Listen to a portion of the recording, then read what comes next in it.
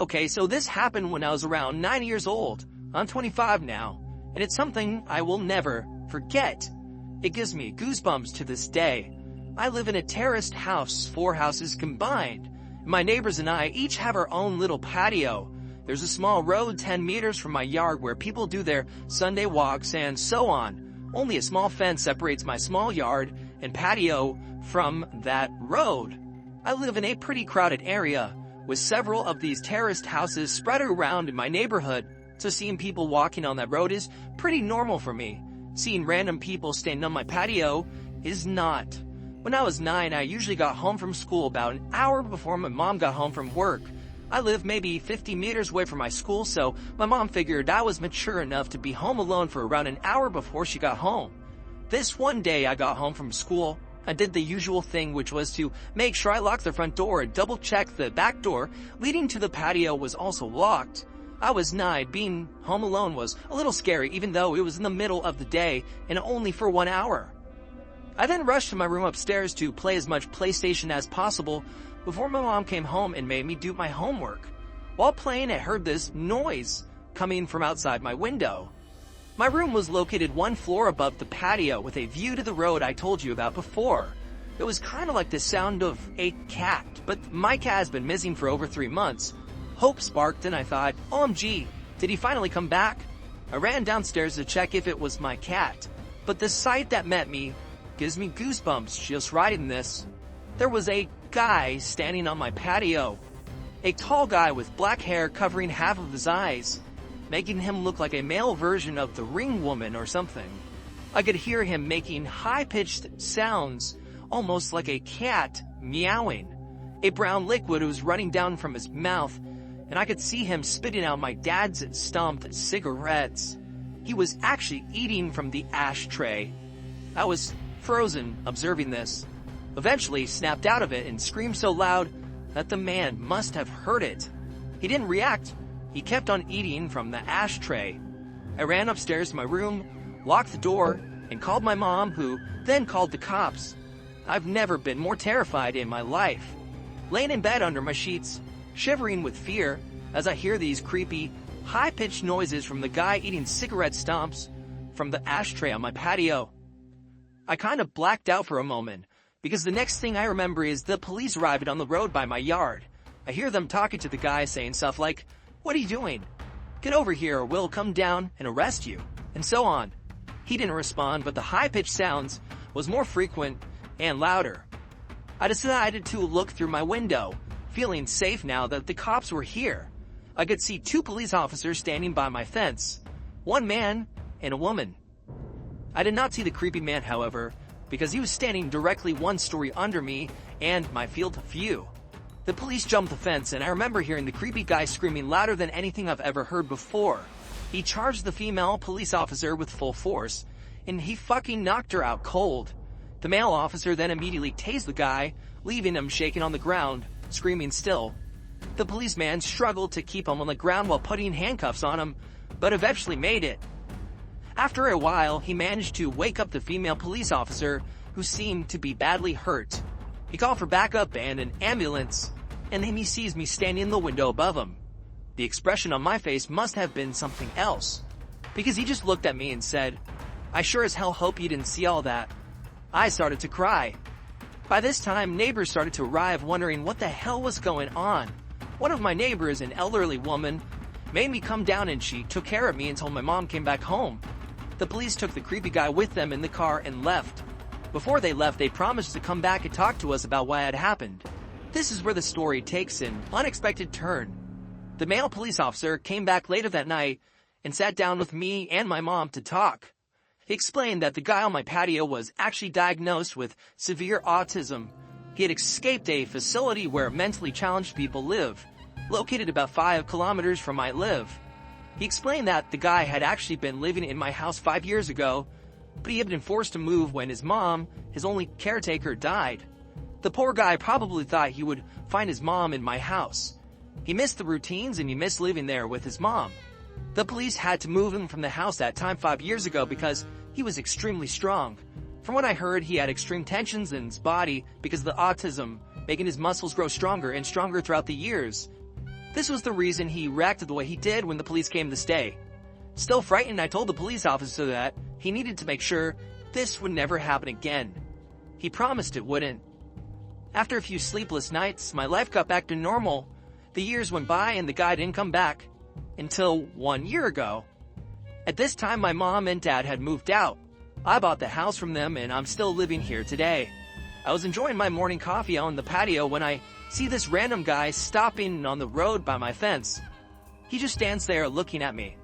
I look at him and give him a nod, and then I hear the high-pitched noise. Holy shit, it's him. His hair had turned gray, but the high-pitched sounds made me realize. My heart started racing and I instantly remembered the reason why he was back. I realized that he must have managed to escape again because I kept my cool a bit longer than when I was 9. I started to realize how sorry I felt for the guy. 16 years later, and he was back to look for his mom. I decided to carefully ask him if he wanted to come down to the patio. He instantly jumped the fence. I started to think he would knock me out like he did that police officer, but he didn't. He smiled. He looked at me and smiled. I offered him to sit down. He didn't respond. I offered him to come inside. He started laughing. We went inside. His face lit up. Pure joy. He was home. It reminded him of the life he had with his mom. It almost made me tear up. All of a sudden, he sat down on my couch, turned on my TV, and switched directly to cartoons.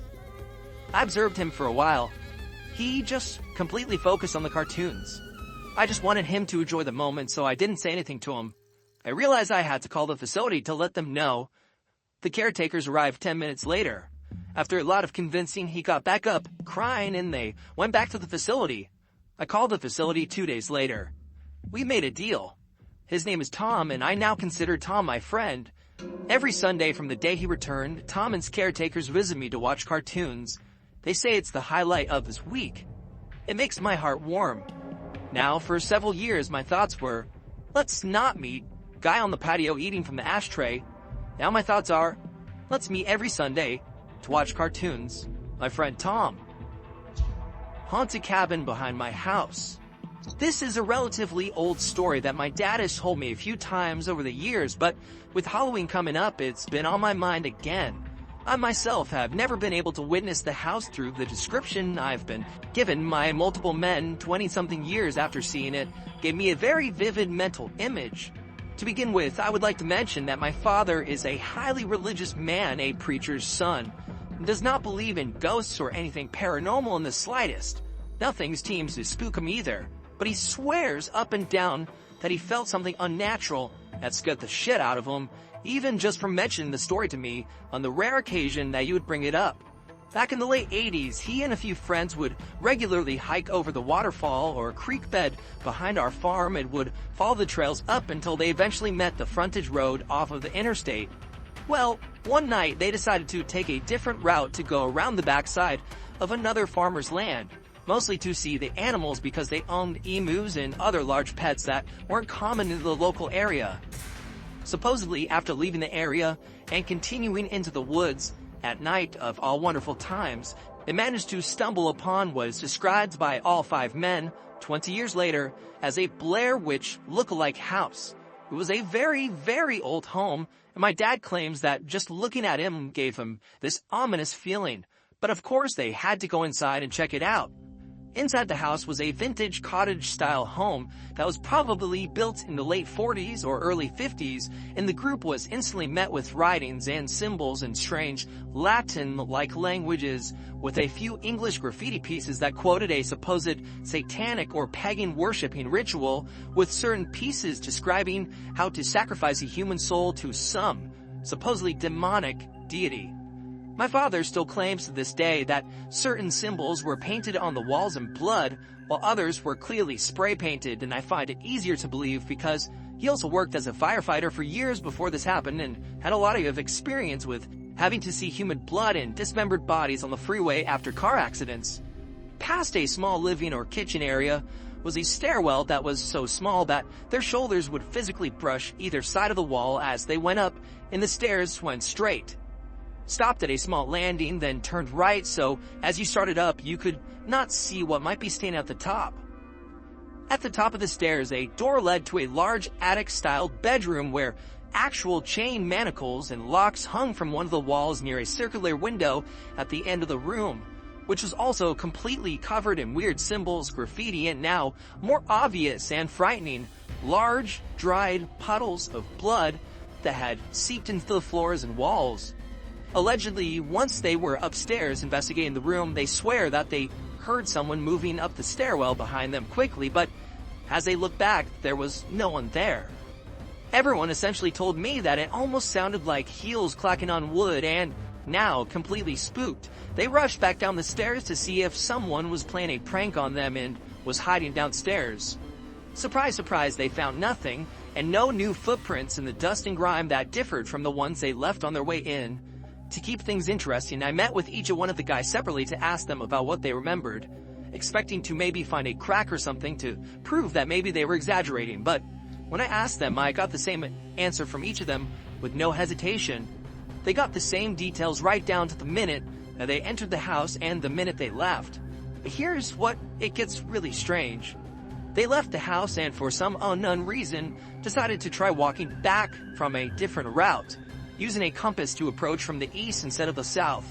They did this test more than 10 times at night, walking from every possible route or direction, yet they always come at the front entrance of the house, even when the compass and common knowledge of the area showed that it was physically impossible to be at the south end of the house when they moved in a straight line from the north, east, or west. There probably is some scientific explanation for it, but I haven't found one yet. These guys know these woods literally like the back of their hand and still do to this day. The final time that these guys came back and found themselves standing at the front door of the house, they began to feel physically ill, verging on feverish, and finally decided that it's time to give up when one of them nearly faints, and as they turn to leave, the man who nearly fainted turns, looks up, and points at the circular window at the front of the house on the second story. Everyone looks and immediately sees a tall female figure, hunched over, standing in the window watching them. Though they see no features on her face other than two large dark-colored eyes, and it's sort of shuffled in place, slight before turning and walking away as if it were heading down to the stairs at the end of the room. At the sight of the figure actually moving, they all took off running through the woods, ending up on the side of the interstate about 3 miles from my dad's house, where they originally started from. They eventually made it back to my dad's place, though they claimed that they felt as if someone were following them the entire way, and my dad's cousin gets up to get some water from the kitchen, only to be announced that he swore that he saw the same figure staying outside the kitchen window near the edge of the woods, close to the woodshed. Thankfully, nothing ever came from the experience other than the collective state of absolute terror when the subject is brought up. They wrote off what his cousin saw as paranoia or pareidolia, though 5 years later they decided to return to see if the house was still standing. Miraculously, it had fallen in on itself and it was nothing more than a pile of rubble, and they never went back. I always joked with my dad and would ask him what he would do if he went back and found the house standing the same way it had been back then, trying to give him a reason to let me go and see the place for myself. But with trespassing laws being far more prevalent in today's times, it would be nearly impossible without either getting shot or going to jail, as it was not on our property. I don't know. It always gives me the creeps thinking about it. But I never considered the story to be true until I did this little mock interview with all the guys. And when I say that these grown men are scared to death by the story, I mean it. Seeing them get physically worked up and frightened by just telling this story really caused me to be less of a skeptic. What do you guys think? Could it possibly be that they were just spooked and it caused them to see these things?